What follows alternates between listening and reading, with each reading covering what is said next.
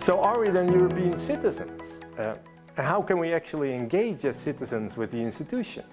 Well, every European citizen is a citizen because he or she is a citizen of a member state and automatically a citizen of the European Union. The European Union increasingly functions as a representative democracy, particularly through the European Parliament. How can we then, as citizens, interact with this Parliament, also beyond voting? We can interact with the Parliament in a whole range of ways, and the following ways are the most prominent forms of interaction we can have. So European citizens have the right to vote for the European Parliament. These elections are held every 5 years, and the members of European Parliament represent the European citizens. But every citizen can also be a candidate and has the right to stand in European elections. Eligibility criteria differ between the member states. In most countries, the minimum age for voting is 18 years, but in some states, interestingly, 16 years is the minimum age for voting. Also, some member states allow non-European citizens, but long-term residents in their countries, to take part in the electoral process. Peculiarly, citizens of singular member states can only vote for candidates from their own country. So an Italian citizen can only vote for Italian candidates. A Bulgarian citizen can only vote for Bulgarian candidates. And the number of MEPs, members of European Parliament, per country is related to population size, but there are also corrections for smaller countries so as to make sure that everybody has a representative in the European Parliament. And so voting is perhaps the most important way of interacting of citizens with the European Parliament.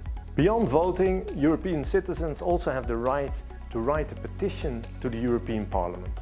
They can do that individually, they can do that together in groups, and these petitions have to do with the capacities that the European Parliament has around European Union law. These petitions also have to have relation with specific individual interests, problems, etc. And so they have to do with fields of activity of the European Parliament. This can include things like human rights, social rights, environmental protection, digital issues, discrimination, hate speech, and so on. A unique instrument that European citizens have since April 2012 is the so-called European Citizens Initiative. It's a unique instrument, a direct democratic instrument. It allows for direct participation in the proposal of legislation or the change of legislation by citizens. It's not an easy process, admittedly. European Citizens Initiative can be launched by at least 7 citizens from 7 different member states. They form the so-called Citizens Committee. They register their proposal, their Citizens Initiative, with the Commission. If the Commission finds the proposal admissible, the Citizens Committee starts collecting signatures. You need at least 1 million signatures from 7 different member states to have a successful Citizens Initiative that then the European Commission takes up and needs to do something with. Currently, there are 10 European Citizens Initiatives that have been launched recently. One is called Creation of European Environmental Agency. Another calls for ensuring a dignified reception of migrants in Europe. And a recent one that was successful was called End of the Cage Age. Are there then any other types of instruments that citizens can use? Well, there's another interesting tool, a European Ombudsman, although in reality currently it's a European Ombudswoman.